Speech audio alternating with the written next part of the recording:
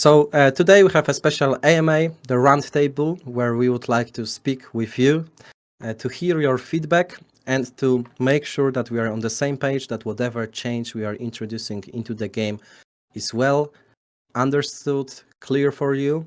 We want to also let you know that we are very close to your feedback, that it is very important to you, but also to share our perspective.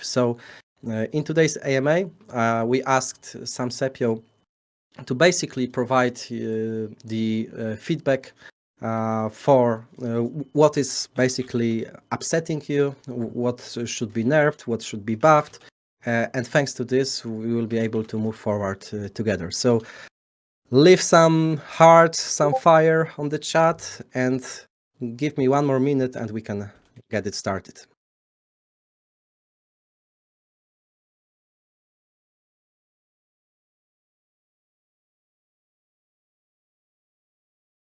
Okay. Chat on. Okay, finally. I thought that something is wrong. Like community is like upset with us. They don't want to write. They are away, or maybe they are in the server. They don't give a fuck. It's just Discord is just playing with me today. I'm sorry. Finally, give me some fire because Play to Burn is coming soon. Where is my money for Forest? Can you hear me guys now? Yes, we can hear you, Sam. Finally. Good. Perfect. Burn, baby, burn. Okay, 55 people. By the way, let everyone know that there is a special AMA, because if I'm gonna hear a single fact that something is not clear, then I'm gonna tell him, man, but you've been absent during the big AMA with the team. There are not many games bringing CTO and the development team in front of the people to make sure that we hear your feedback. So please try to appreciate it. Invite everyone, let everyone know that we are starting, because this is very important for everyone to make sure that it is well, clear, and understood. So guys, let me read the feedback, and at the same time, I'm going to ask Patrick what does he think about it, whether it's possible to implement. So the first proposal and community feedback is that we should nerf freaking engineer. These turrets are making you upset, are making you angry, spoiling your day.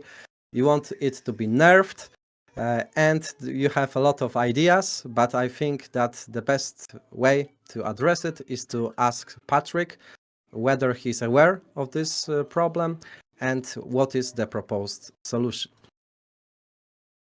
Yeah, guys. So hello once again. And about the engineer, we have heard your complaints. We are still gathering some data from within the matches. And let me just paste here a few charts. Just these 2 ones will be enough. And we are fully aware that engineer right now is the most OP choice, because it has the highest win rate among all rankings. So we are about to nerf it, but just decreasing the damage would seem like too easy, and we believe that problem lays somewhere else. We are about to drop a patch really soon. I hope that we'll drop it this week. It should be dropped this week. What will change? Basically, the first thing about the turrets will be that their damage will be scaling slower. Because right now, the pace within which the turret's damage was increasing throughout the game was too high, we believe, and in the late game it was really easy to push the ball, the star anomaly, to 50% with just one burst of this turret. So it's basically overpowered, and we nerfed the scaling. The base damage stays the same, but it's not that important, as in the early game it didn't bring too much to the table. Second thing we want to introduce is just the Stardust reward whenever you destroy a turret.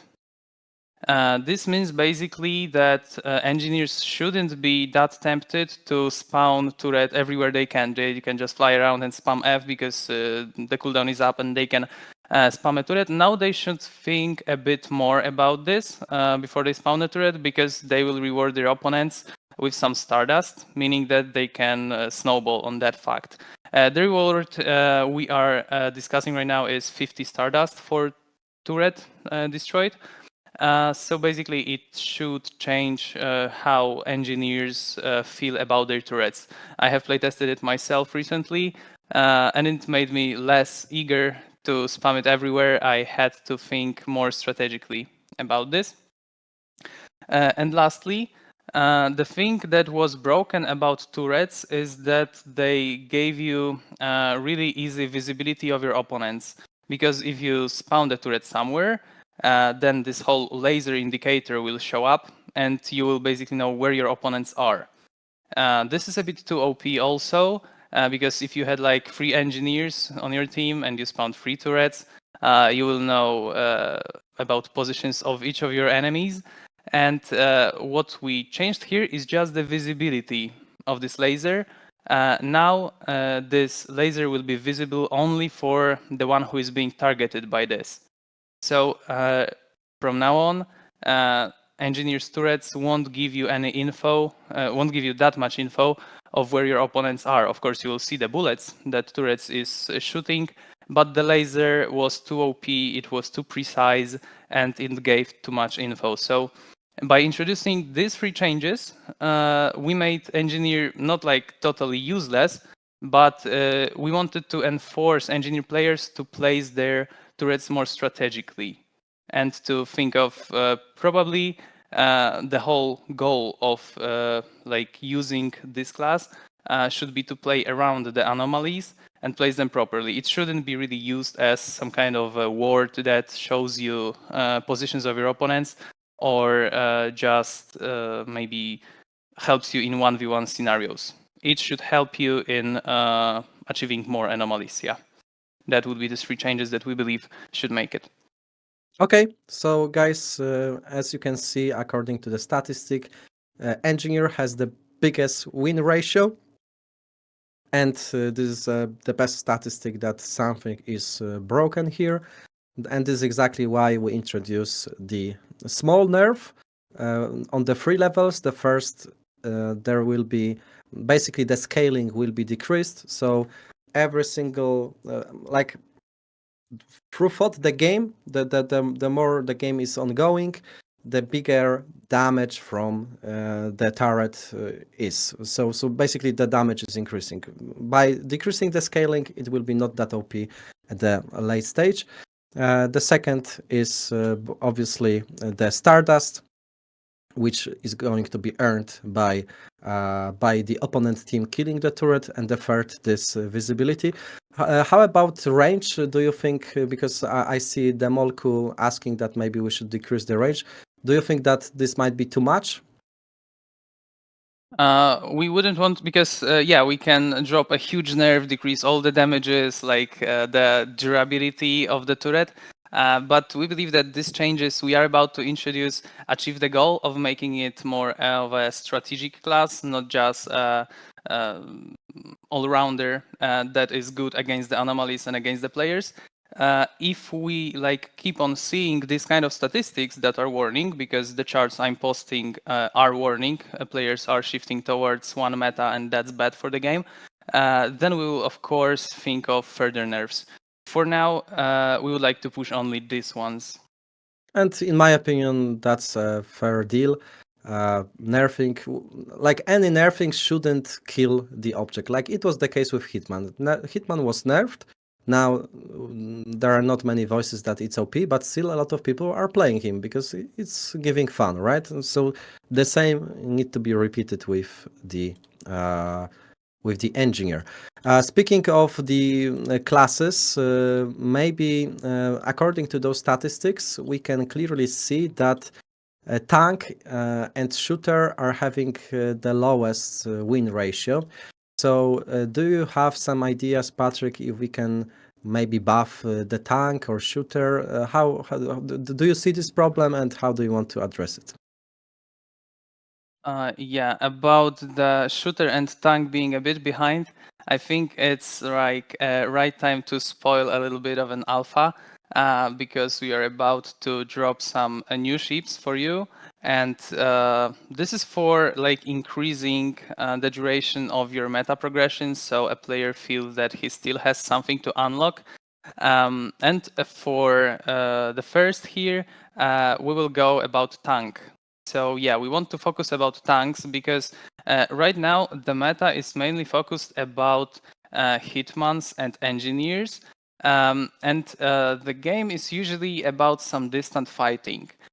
We want to bring tank here as tank introduces some kind of this dogfighting, close combat style that takes a bit more time. It's not like just you stand at the end of the map and you just use your Gauss cannon to annihilate enemies.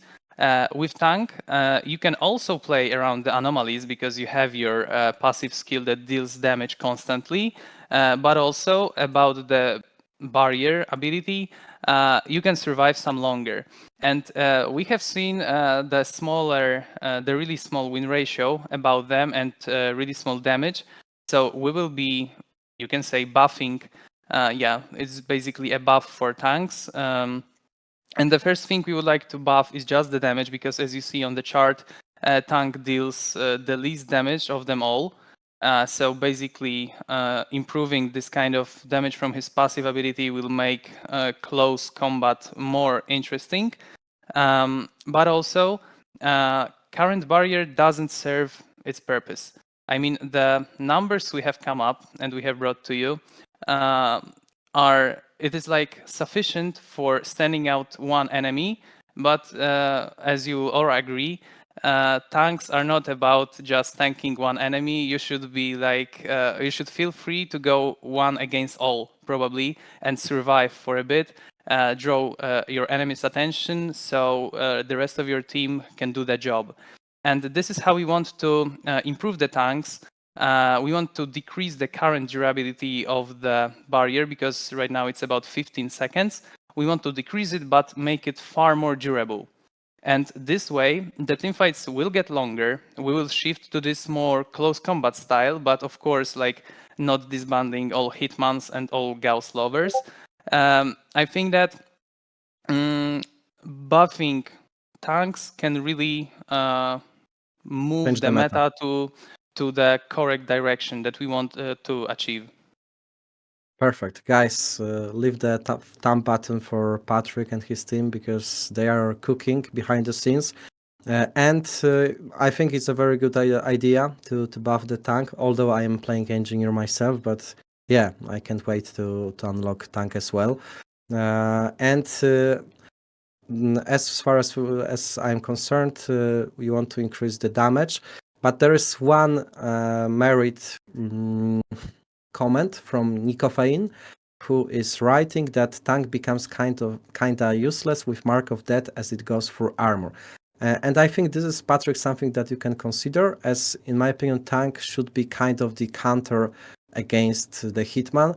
So once Hitman is marking the tank, and the tank has this ulti shield on him, this should be protecting against the death mark from Hitman. Maybe I'm wrong, maybe not, but that's something that you can consider as well. But that would make the Hitman ability a bit useless, because it first has to make some damage already to the tank. That means the armor was already pierced, and now it's just a finishing touch. So I don't think this is really Okay. Yeah, about this Hitman versus tank scenario, I believe that current changes will make it like a bit of a counterplay for Hitman, because as I was playtesting it myself on the development build, within the new changes, it somehow felt like that, because when you were facing a Hitman, we all know the rules, you can just receive one bullet when you are low on HP and like you are dead. But within the new barrier, it's really hard to hit you. I mean, it takes a really long time to make you low on HP below this 25% or something. And also, this barrier protects you from this finish bullet. So it makes it some kind of a counterplay, and we want to achieve middle ground, of course, because we have already nerfed the Hitman, we are about to nerf Engineer, and we don't want to discourage players from playing these classes. They should have their space for it. But somehow now tanks can live longer within this mark and probably outlive the mark, which is the ultimate goal. Somehow you need to act in a way to just protect yourself from the execution. And that's perfect explanation. Like, you fully convinced me. Now I came to the conclusion that I was wrong. This should be enough.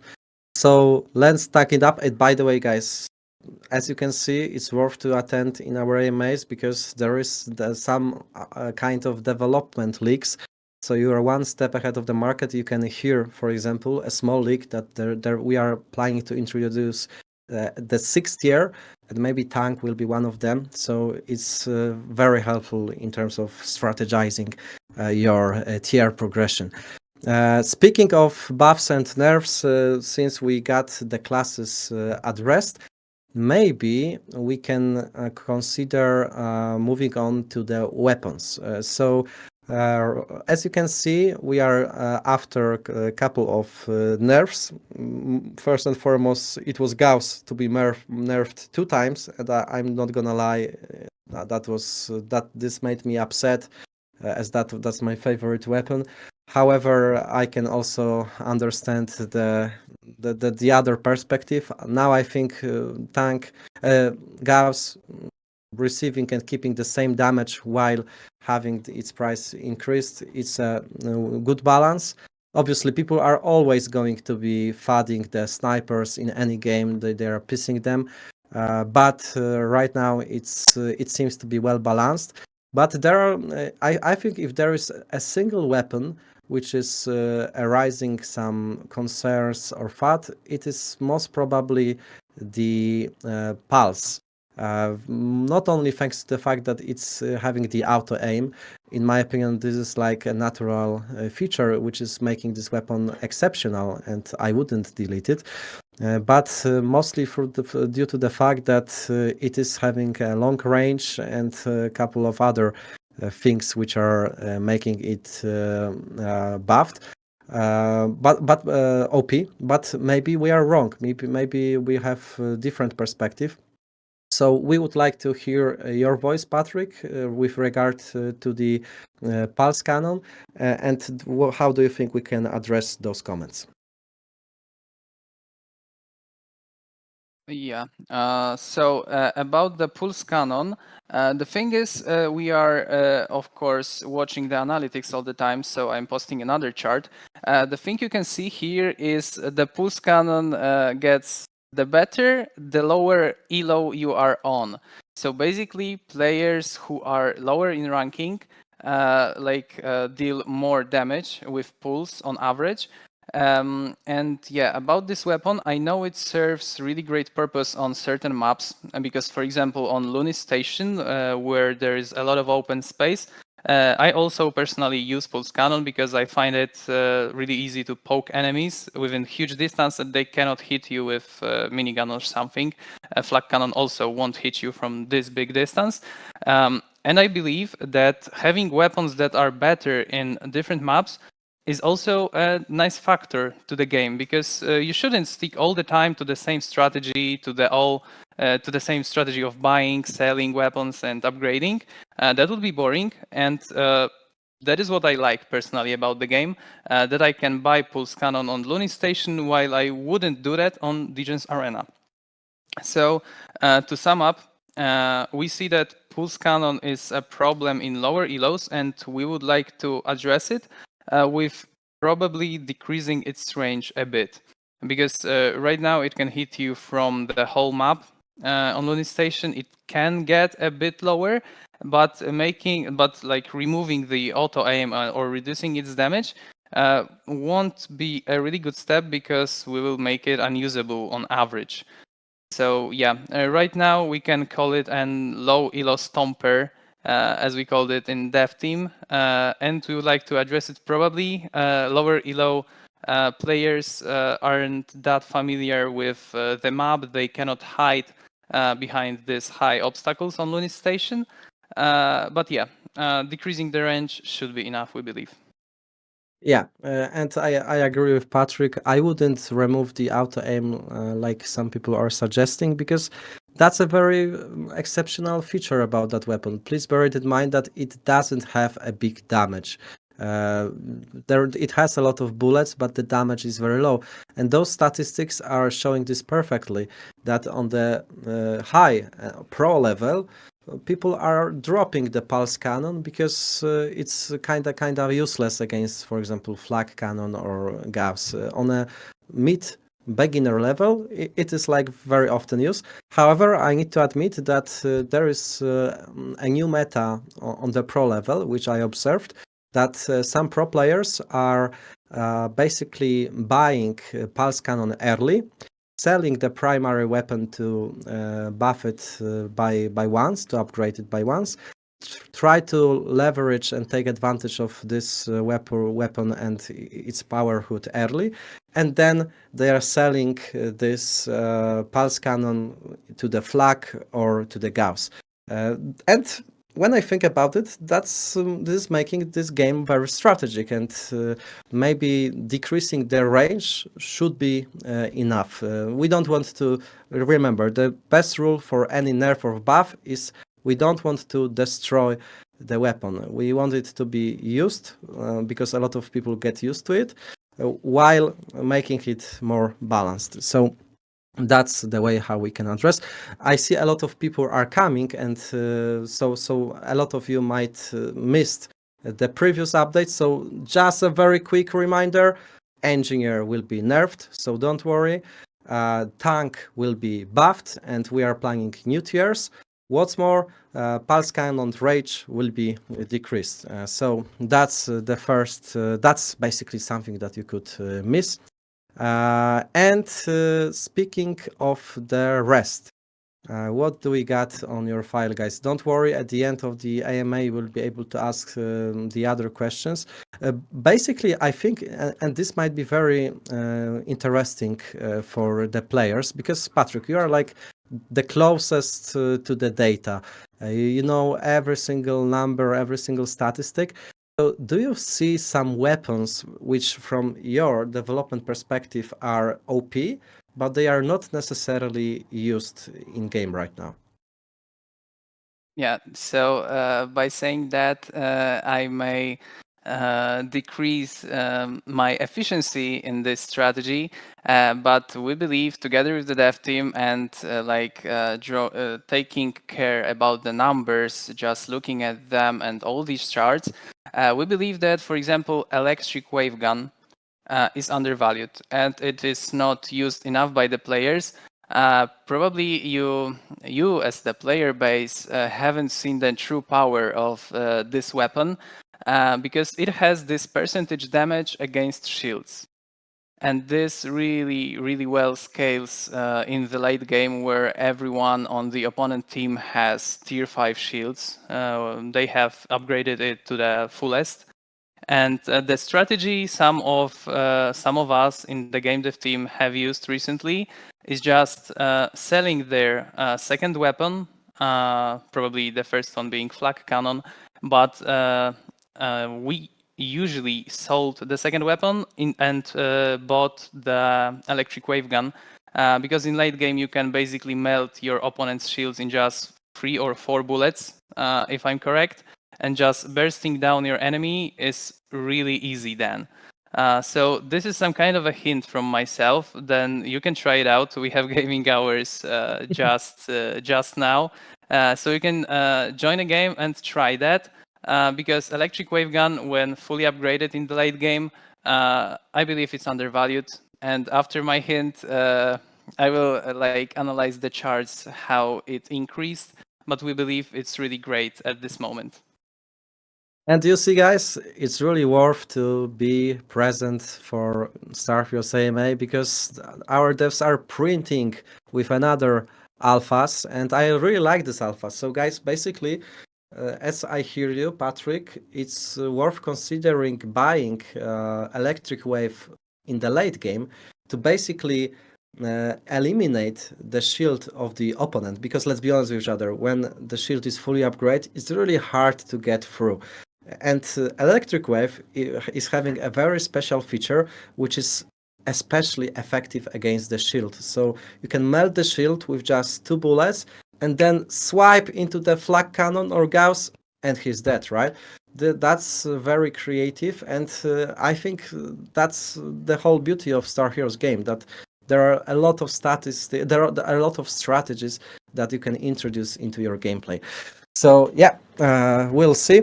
By the way, in the meantime, while hearing you, while listening to you, I've been leveling up my heroes, and I know that there are some people who are like a little bit angry that duty up should be buffed comparing to the game. We know the data. We had the meeting, guys, and according to our statistics, in top 100, 80% of the points comes from the game, 20% goes from the duty up. On the lower level, it's a little bit different. It's 70% from game and 30% from duty. But let's be honest, at the very beginning, I said that we want to keep the balance between the game and the duty up. So keeping this in the current stage would be unfair to this declaration. So, Patrick, how do you see this problem and how do you plan to address it? Yeah, about the duty being undervalued in the whole leaderboard, we have already announced the change. It is already live, so feel free to send your heroes on some missions.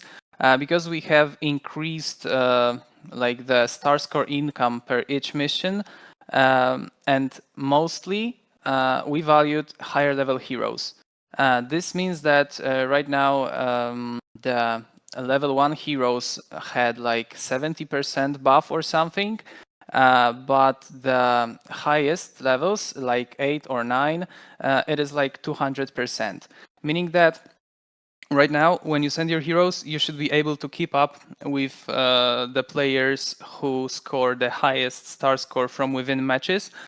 So you can basically keep up with the leaderboard, don't lose your position, and whether you probably have some kind of real life and don't have time to play a given day and others have, you can try keeping up with the duty by just sending the heroes. You can send it even on your mobile, whether you are in a train, on a bus.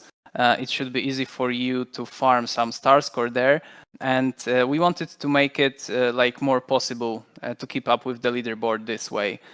So the increase basically for all heroes, for all the missions, but mostly for the higher level ones.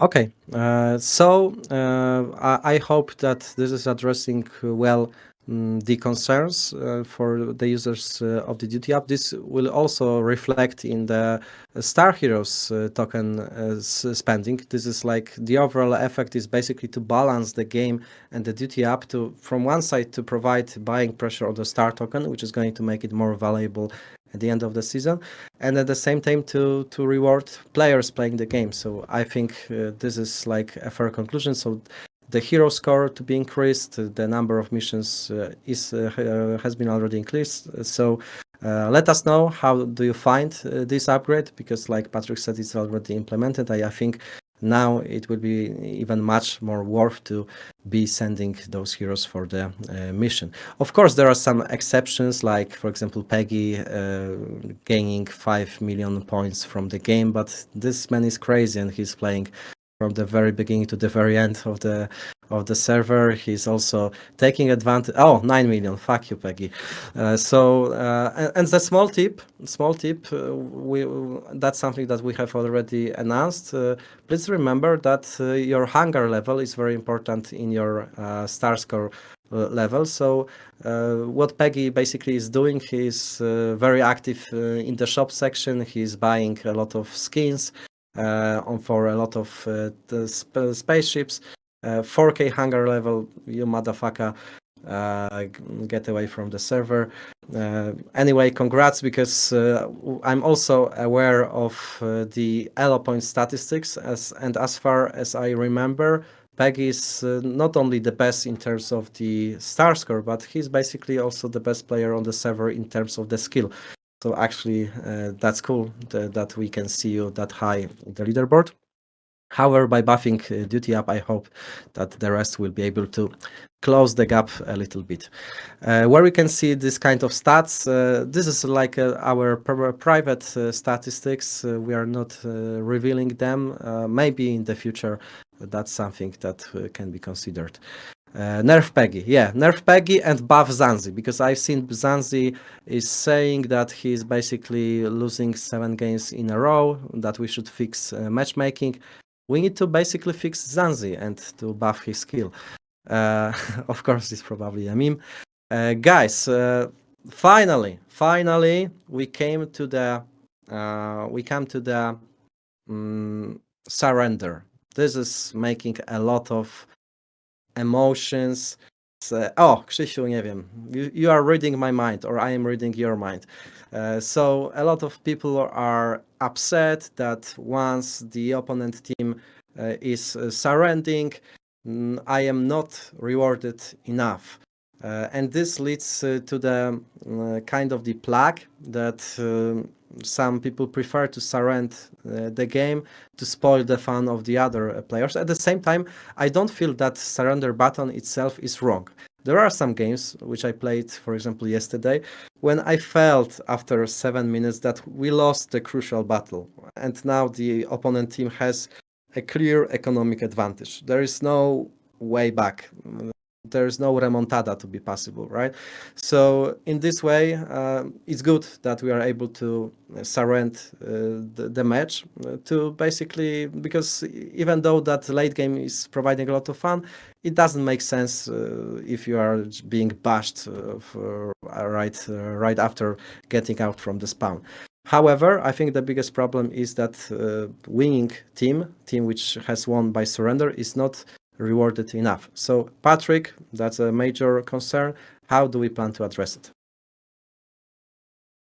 Exactly. About the surrenders, we have witnessed it like ourselves also while playing. This is basically due to the fact that the team that loses, even if it played really great game for 20 minutes in the overtime, they are punished really hard by having their points divided by 4. This is the multiplier that we currently get for winning. And it makes no sense for players to, if they see that they're probably about to lose, they just surrender because they prefer to play another match and have higher chances of winning. And this has brought some even toxic behaviors where better players give some space for the worse ones to get a bit of advantage in the early game and then probably stomp them, so they will retrieve all the star score. And we see that. You need to forgive me, guys, but I don't have a chart for that. But we see that the percentage of games that are being like lost in the first 8 minutes or even 6 minutes, so as soon as the surrender vote is like available, it is increasing. And it is bad because you just start off a game and you forfeit and you don't have any incentive to play. That's not how an esport Web3 game should look like. And we don't want to, because the problem right now, if we look at on high level, is that we punish players for not winning. And we would like to change the rules of the game here and use some kind of reverse psychology. And instead of punishing for losing, we should really reward the ones who are winning more. So to be like precise, we want to introduce 2 changes. The first one being that people who win the game within an early surrender vote, they should get maximum match score. The star score, because they shouldn't be like harmed due to the fact that they stomped their enemies. If you are good, you should be rewarded. And also, we want to fully reward the players who played till the end. And this means that it's like not worth to surrender at all, because if you surrender, then you are far, far behind the one who you surrendered to. And then you should play as long as you can, and probably till the overtime, because the reward that you'll get in the overtime will be multiplied by the same numbers as if you won. So this means that we encourage players to play as long as they can to survive and not surrender. And this is like the main incentive we want to achieve here. So you should use surrender vote mostly for scenarios when some of your teammates got a disconnect or something, or when you have a toxic player who is AFK, then of course it's unwinnable and you can surrender and go for the next one. But we believe that these changes can decrease the problem of early surrenders. This is what we want to achieve. Okay, and Wojtek, you are asking about the opinion, and if you are listening carefully to the Patrick, I think that this is addressed. So basically what you are writing is a win by surrender in the 10 minute gives as much star score as winning a match in 15 or 20 minutes. It's a poor idea. It will cause a drop in the number of plays during the day. And listen carefully what Patrick said, because what he said is that the longer that basically depending on in which minute the surrender has been executed, we are going to distribute the proportional amount of star score to you. So for example, when opponent team will surrender in the final last minute, you will receive the proportional number of the star score. You won't be punished. Am I right in the understanding of the changes that we plan to introduce here, Patrick? Yeah, exactly. So this multiplier increases linearly. So let's take an example. If I'm playing against Peggy, who is far better than me, and most probably I lose against him, it's not worth for me to just surrender at 5 minutes, because he will get all his reward and I will get it really like as it is now. It is worth for me to try my best to play against Peggy and like score the best performance I can, because if I can outstand the 15-minute mark till the overtime, which I can probably do if I play strategically enough, then I'll get the reward as if I won. Because it's hard for me to win against players who score 80% of performance each game. But this way, I'm like discouraged to hit the surrender button at minute 5. I can just try surviving the longest that I can. Guys, so let me know if those updates to the surrender button are clear for you, because in my opinion they are perfectly address the current situation. So basically, the winning team should not be upset that the opponent team has surrendered, has forfeited the game, because they are rewarded proportionally. There is no difference whether it's like 12 minutes or 30 minutes, because the more minutes has been taken, the bigger the number of star score you will receive. At the same time, the opponent team is having incentive to play to the end of the match, because they can receive also very interesting star score. So in my opinion, that's a very good upgrade, and I hope that you are going to appreciate that. Guys, so of course there are a lot of other smaller things, like that maybe we should introduce some mouse sensitivity. A lot of people are forgetting that they can do it with their mouse on or in the Windows settings. But basically, I think that we addressed the major concerns. So to sum up, the engineer will be nerfed, pulse cannon distance will be decreased a bit, not to kill it all. The tank will be buffed. We are going to introduce new tiers, so the 6th tier is coming soon. The matchmaking, the surrender button will still be working, but we are going to repair the current meta where winning team is not rewarded enough, while the losing team has big incentive to forfeit the game. So I think that's a very cool thing. By the way, some people are asking whether they are able to see MMR leaderboard. Do you want Patrick to show it, or there is some reason why you don't want to do it? I think we have this data, but it's currently only in the development setup. It's hard for us to right now prepare a whole separate leaderboard for just displaying the MMR. But I can try in 5 minutes and post like the MMRs of the top scoring players.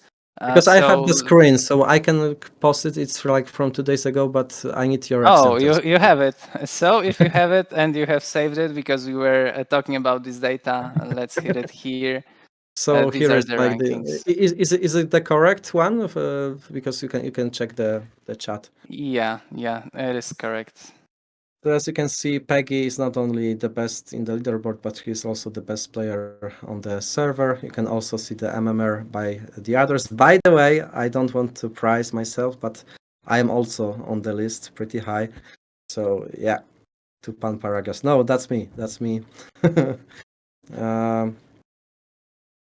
Clearly outdated since Pan is on the list. Yeah, I need to admit that after being out of the server during the Pasha Gaming Cup, I am struggling to recover to the same shape, but give me some time.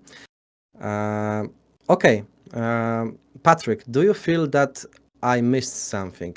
Because obviously there are a lot of points in the feedback, but do you think that something which is important has been missed? Whether we missed something important, there is a lot of stuff that we're working on with some kind of optimization and smaller bug fixes and crashes, because we see all of that. It's not that sexy to talk about it as we are talking about the turret changes, the nerfs, the buffs, the new strategies. It is far more interesting for our player base. So maybe we have not missed anything. I would just add that we're still working on making the gameplay more stable, especially for players with more poor internet connection, because we have seen some problems there. I would just finish off with highlighting that we are dropping new ships, because I have seen some questions about that. And we would like to introduce tier 6 ships as soon as possible, possibly this week. And there should be some meta change after that. So yeah, I'll just highlight that new ships are to come. You shouldn't be that bored for players who are playing 8 hours a day. We need to provide some end goal for you. And this is the thing that I would like to end off with. Perfect. Thank you, Patrick. Thank you also for your time. I'm trying to make sure I want to make sure that there are some questions on. So maybe can we agree for 5 minutes Q&A session? Because I think it's worth to reward people coming for this stage. So maybe let's start with, oh my God, a lot of questions. Lingo, can I ask how actually the matchmaking is working? I mean, not have some kind of limit between tiers matchmaking. Several times happened that a group of T1, T2 can face T4, T5. So not have a limit. Why matchmaking don't consider this? I think, Patrick, that this is the question that you can address, because it is mostly due to the lack of understanding of what is the difference between the tiers. But I'm very curious if you can explain how this matchmaking actually works. Right, I'll try to keep it quick because we want to answer some questions and not to deep dive into one. Basically, the matchmaking right now is based on the hidden MMR that Pan already posted here. You saw that Peggy has 2,300, something like that, of the hidden MMR value, and the whole matchmaking is working based on this value. So let's take an example, because each player starts off with MMR of value 1200, so basically 1200. And if a player who has been playing for a long time isn't that good, he will probably stay at this elo, and he will probably unlock tier 5 ships, like tier 5 Hitman or something. But the fact is that his win ratio and his performance doesn't let him go up in this ranking. and by this, players who play first time can face him because he has the amount of MMR that is the starting value. And yeah, it may be a hard time for the for the first timers, but in some scenarios, you shouldn't be really bothered by this fact because the differences between tiers isn't that huge in gameplay. And if I were to play a 1v1 against Peggy and I had like the T5 fully upgraded and he had like T1 without any upgrades, he will really easily outdo me in such fights. So the tiers don't bring that much of a difference. It is of course cool to unlock them and to have the whole hangar level, increase it to have the whole fleet of your spaceships. But it doesn't really introduce that big of a difference in gameplay.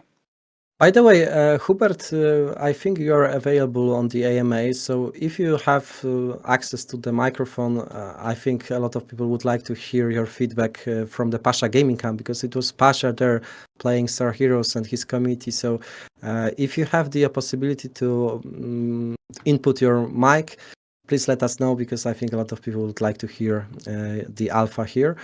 Okay, by the way, and that's probably the crucial question. We mentioned a lot of updates, but when we can expect the execution of those updates? I would say this week.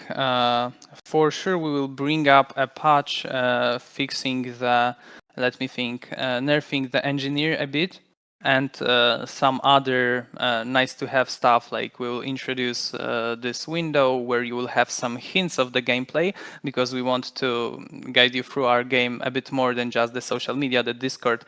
We want to have some in-game tips. So there will be some nice to haves there, some improvements. And about the new tank 6, we are still working on the models of it, the animations and all that stuff. So I cannot I cannot say that it will be for sure this week, but the small patches, it will land this week. Okay. Unfortunately, my microphone of Hubert is not working correctly right now, but I promise that next time I'm going to get him on the stage and to share his feedback, because Pasha was very bullish about Star Heroes, and I think this is only the beginning of our cooperation. So happy to let you know more about that. Guys, speaking of DAO, you will be able to see the statistics after Play to Burn dashboard will be implemented. That's one of our priority. And I want to repeat this one more time. So since Play to Burn will be launched, we are going to have two different sources of making Star Token deflationary. The first one is Play to Burn. So basically, the more games you play, the more Star Heroes tokens we are going to burn. On the weekly basis, we are going to provide you with the number of with the total number of matches being played, and proportionally, we are going to burn Star Heroes tokens. The plan is to use the full DAO war chest pool, which is 1/3 of the whole total supply. So this, like I want to say, burn baby burn, right? But it is not everything, because that comes from the total supply.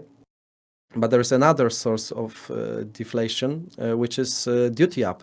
And actually, we are approaching to the very big milestone of 1 million Star Heroes tokens to be spent on duty up. And all of those tokens are going to be burned, and these are the tokens taken directly from the circulation. Now, having duty up buffed, we can expect even higher deflation from that source. So that's a very important thing. So that's a very important thing that I want you to bear it in mind, and that's something which is worth to spread across the Twitter, because the Twitter game is very important. The other people, investors, they need to know that Star Heroes is different. While most of Web3 games, they rely on endless inflation and token dilution. So basically, the more people are playing, the more tokens are unlocked. In Star Heroes, it's actually the opposite. The more people are playing, the more deflationary Star Heroes token is going to be. Bartes, fuck's sake, do you really want me to read this question? Do you really want me to read this very, very long question? Can you summarize this in one word? Because it's too long, don't read, man. It's really too long, don't read. Um, yeah, it's crazy, man. How much time did you spend on writing this? Did you use some chat GPT for that? Mm, yeah, by the way, Patrick, when we can expect the Gbucks airdrop? Probably you're talking about the Gbucks airdrop coming from the map sale. It is about to be dropped probably somewhere next week. Hard to give a time estimate for now because we're gathering some data according to that. But yeah, it should land on your wallets, GameSwift wallets, in the next week. Okay.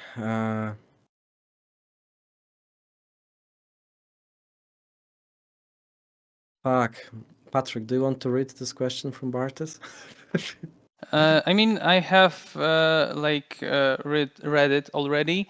It's Okay. about the MMR system and the fact that higher ranked players are a bit punished by the fact they're matched with the higher ranked players because they need to do their best and get all sweaty games instead of punishing some first timers, and it makes it harder for them to gain the star score, and they should be paired up with players who have lower elos. I mean, I don't have anything against changing these rules for an hour or two, and if you let me, Pan, I can change the matchmaking rules to be a lot chaotic, much more chaotic, when first timers get paired up with the top players.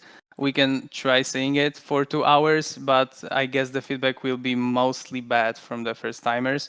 And you need to know, as the community and as the player base, we want also to keep up with the player acquisition and get new players, because if we won't get new players, you won't have anyone to play with. You will just stick with the hardcore ones. That's why we try to split them in the matchmaking. I mean, we can loosen up these rules, but then first-time players get really discouraged easily. Wow, Patrick, you are such a fast reader and giga brain. So Bartes, even though like your message was really long, I think that it was clear and addressed. And that's the biggest problem. Like, I am also on a high MMR, and I promise you, I would prefer to be much lower, because right now every single match is so sweaty, so competitive. It's like, yeah, basically, yesterday I took shower 3 times every hour because it was so much sweaty, and this is a little bit exhausting. But what can I do about it? I think it's not necessarily something that we can do, because if you make it more chaotic, then new players, when encountering the top players, like Peggy and their Gravity and the rest, they might be really pissed. So yeah, I think it's better to keep it in this shape and wait a bit, because guys, you need to bear it in mind that there are a lot of new players. Yesterday I played with one of the streamer from Philippines, and he was crazy. He did like 30 kills against my team on a high MMR, and he said that he's playing for 4 days. So those new players need some time to increase in rank, to increase in MMR, and if they are skilled, then there will be the bigger pool, the bigger group of the high MMRs. So we need some time. It's actually the 8th day of the public access. So obviously, new players, they need to rank up, they need to master, because this game, maybe it's easy to learn, but it's hard to master. So the time is working in our favor. Guys, so I think that we are coming to the end. Let us know maybe if there are any fastest fix for Bartes is teaming with lower elo players. Oh yeah, so that might be the idea. Maybe I should pair with the lower elo players. Patrick, did you see some questions that you can specifically like to ask? Because there are so many of them that I don't want to choose over you. Maybe you find something interesting in here. Yeah, I mean, about the complaints where people are on a losing streak, like Zanzi, I have seen him complaining a few times. I will really encourage you guys to team up with some people that skill you appreciate, because playing in a party, probably in a voice channel, makes it really easier because you can get all the info from your teammates. You can order them to help you. And from my perspective, playing in party is far more enjoyable. It's, of course, it's easier to win that way, and I think it's a good thing to have, because multiplayer games should be connecting people, and they should be able to play in a party and help each other. So that would be my suggestion. Also, you can use it as a kind of an exploit. Maybe I shouldn't be suggesting it, but if a higher ranked player matches up with a lower one, probably your average elo will get lower, and you will get probably teammates from lower elo, because that's what happens in my team and the people that are working on the game.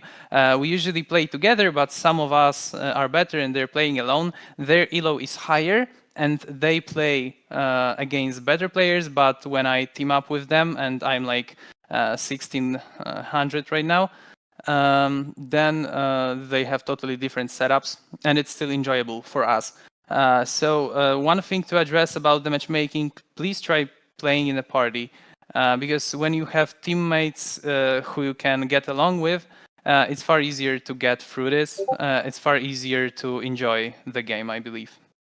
Like Rainfur is having like the opposite, let's say, declaration.